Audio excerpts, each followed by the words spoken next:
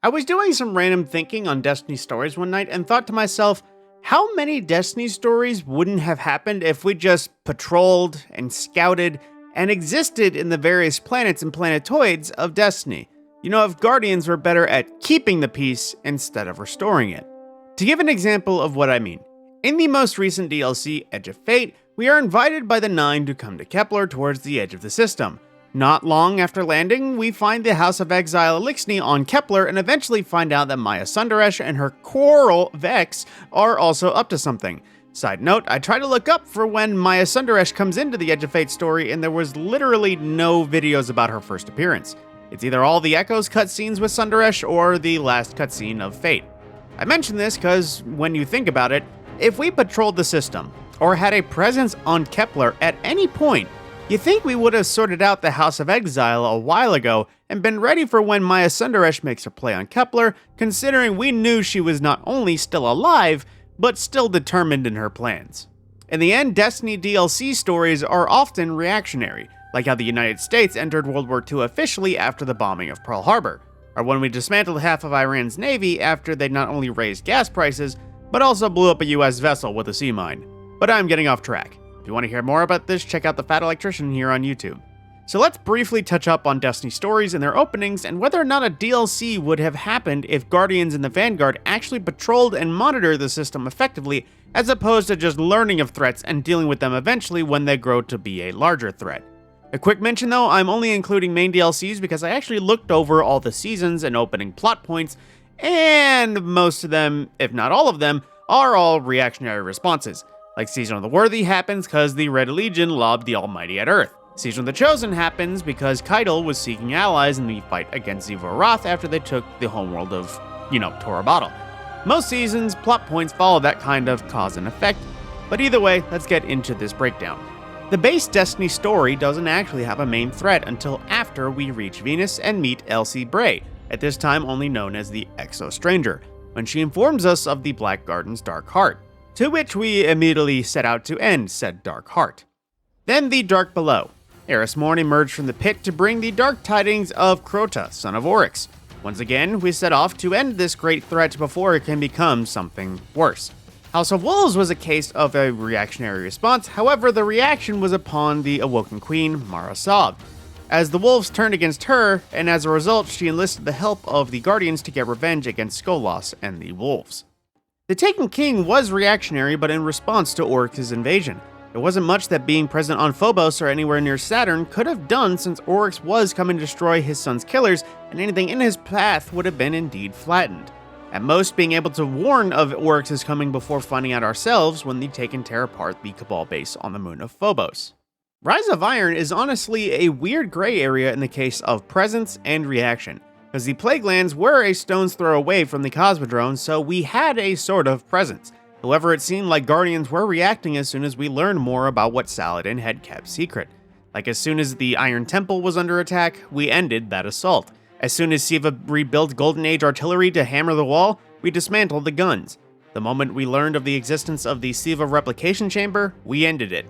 Like I said, it's a weird gray area because Rise of Iron happened in our own backyard, and we handled the problems as soon as they happened.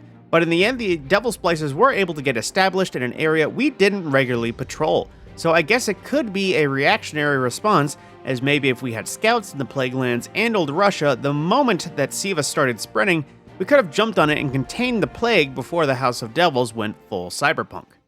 The Red War and the Red Legion invasion of Sol. Not lie, when I thought about it, it was pretty dumb that Gaul managed to get so close and that humanity didn't react until they hit the last city head on. It made me think about that bit from Rick and Morty. Stealth rule number 1, turning off 300 cameras draws more attention than changing outfits. Remember this bit from Destiny 2's opening cinematic? Ikora, what have you got? Someone or something has sabotaged the Skyline defense systems. And comms have been spotty for the last few hours. Every sensor beyond the wall has gone dark. Maybe it's just the storm. Maybe it's... What are the set feeds telling us? Nothing. Well, that's good, right? No, I mean they're not there. There are no satellites. Battle stations! Defenses down, communications are wonky, and all of the recon satellites are destroyed. and you had to see the Cabal ships approaching to know there was something bad going on? Would the Cabal have managed to disconnect the Traveler if a roaming Guardian or a small colony at the further ends of the system had spotted the massively imposing invading Cabal fleet in literally any way? Mayhaps, but who can actually say? Curse of Osiris is one I can say having a presence on Mercury probably wouldn't have made a big difference. Osiris was exploring Vex simulations in the Infinite Forest and found Panoptes working towards a world where the Vex extinguished the sun and decimated all life till only the Vex remained. Osiris was an especially powerful and knowledgeable Guardian, but some random hunter or just a random fire team wandering into the forest would probably be lost in time before even encountering Panoptes, let alone making it back out of the Infinite Forest to warn the Vanguard of said Infinite Mind. Warmind, on the other hand, definitely a preventable occurrence. Rasputin's main core, Nokris and Zul's frozen hive army. If we had kept tabs on it and monitored Mars, we would have seen the moment the hive started thawing and probably could have squashed it all down fairly quickly. Plus, Zavala knew of Rasputin's core being on Mars and Zul's existence there, so why only bring it up after the army became a problem? Forsaken is one I would say we had a handle on beforehand, and Presence wouldn't have done anything exactly.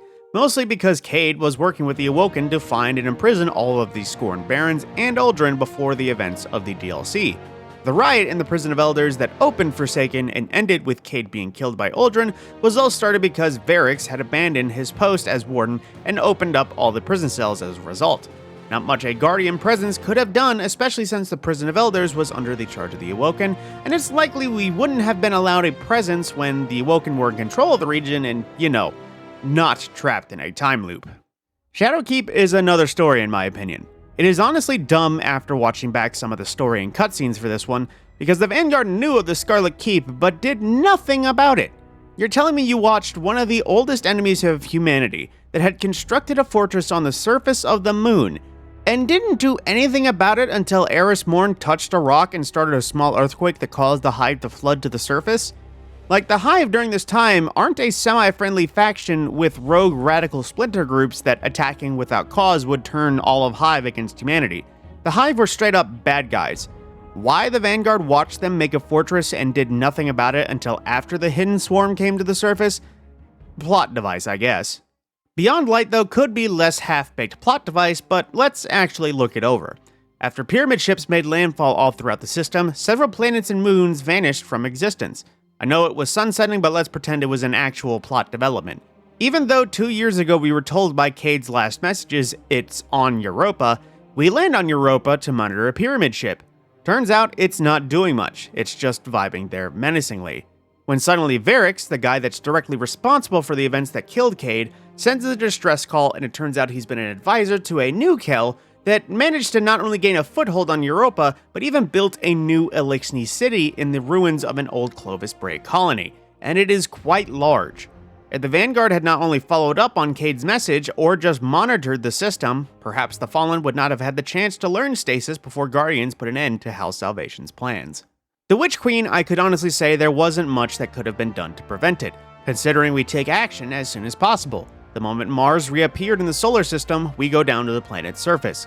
We deal with Cabal trying to do the same when Savathun's ship appears practically right over our heads. We board, encounter a Hive Lightbearer, enter Savathun's throne world, get kicked out, crash land, and the story goes on from there. No exact way the story could have been intercepted that wasn't just killing Savathun sometime beforehand, but we tried and failed that when we removed her worm. Technically, I know she died in the process, but we didn't kill her directly, and she got a ghost in light after that anyways. Savathun stayed hidden every other time she messed around with events in some form or fashion. Like Galron was corrupted by the Crown of Sorrow that was made by Savathun. Same with Riven, as Savathun made the wish that trapped the Dreaming City in the time loop, but of course we never saw her directly during these times. So like I said, hard to kill and really do anything about without her being there. Lightfall is one I look at with hindsight and say, how the hell did another civilization exist on a planet and no one ever checked on it to see if it was there? Like, Osiris even says there was speculation if the Ishtar Collected even made it there. Like, was there no regular planetary scans of all the solid planets and moons to see if anything had ever changed? Regardless of how Neomuna somehow was never found in the centuries of Guardian's existence, and also for whatever reasons Neomuna never reaching out to anywhere else in the system, The events of Lightfall being the Witness's attack on Earth, as well as Disciple Callus and the Shadow Legion invading Neomuna, they were likely going to occur regardless of past events or actions. Unless the Traveler never woke up and didn't accidentally call for the Witness, the darkness was always going to return to the Sol system. Now to some of the more recent events to keep brief. Not only was the final shape directly a follow-up to Lightfall, but it was also a dramatic climax, so there was likely nothing to be done that could have prevented the final shape that, again, was not waking the Traveler in some capacity or somehow killing the Witness prior to these events, but that seems like it would be an impossible task. The episodes after Final Shape were also mostly cases of reactionary and in no real way preventable. After the echoes of power emerged from the Pale Heart, we made efforts to find them as soon as they were detected. The first landed on Nessus, we were sent to investigate it, and not long after it crashed to the surface, it was claimed before we could contain it, so the Echo ended in Maya Sundaresh's hands, and she was not seen again until Edge of Fate. Maybe preventable if we had killed her, but she then survived. The second had ended up with Fikrul, the Fanatic, who had been in hiding for a large portion of time between Forsaken's events and the episode of Revenant. While Fikrul had been attempting to make moves from behind the scenes in various places, he never appeared until after gaining paracausal power. Another case of the only prevention being ending him prior to Revenant's story, but it seems like no one actually tried hunting him down after he went into hiding till Crow became Hunter Vanguard and tried finding him post-Witness defeat. Although he was undying and constantly resurrecting from the dead, so we probably couldn't keep him dead until Revenant and some special Ixnay potion made it so that we could keep him dead. The final Echo could have been, maybe not so much preventable, but possibly warned of its landing and its manifestation, but upon some research maybe could have been prevented. Because according to some Destiny wikis, the Dreadnought's transmat site went down during the arrival of the Black Fleet, but there was no efforts to restore said link. So theoretically, if there was a Guardian presence maintained on the Dreadnought, perhaps we would have seen the Dreadnought's reawakening, the new breeds of Dire Taken, the Taken Subjugators, and the Echo's manifestation as Oryx right after he built the Dreadnought out of Aka's corpse long ago. After all, we had a grasp on the Dreadnought for some time, and just let that grasp fade until the third Echo landed on the Dreadnought, and the Hive capital ship was turned into something far worse than it was before. Just touching up on the Edge of Fate like I exampled earlier, what's the likelihood that the House of Exile could have gone as far as they did if there was any Guardian presence on Kepler beforehand? Same can't be said about Maya Sundaresh, because like I mentioned before, could have only been prevented if we killed her during episode Echoes, but that was obviously not the case.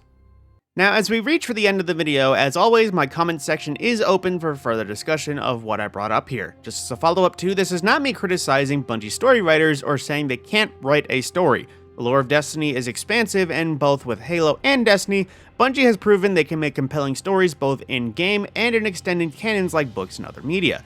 This is more so poking fun at the Vanguard with some obvious cases of hindsight and saying, could this have been avoided if Guardians were better at peacekeeping in the whole system and not just the currently interesting balls of rocks out there in the universe? Like, as cool as Nessus may have been, why not check on all of the many habitable planets and moons out there in the system? Once again, if you liked the video, please leave a like. If you found the content worth discussing, the comments are always open. And if you wish to see more from me discussing Destiny and other video games, be sure to subscribe to my channel. And on that note, my name is the Mad Scorpion, and I will see you in the next video.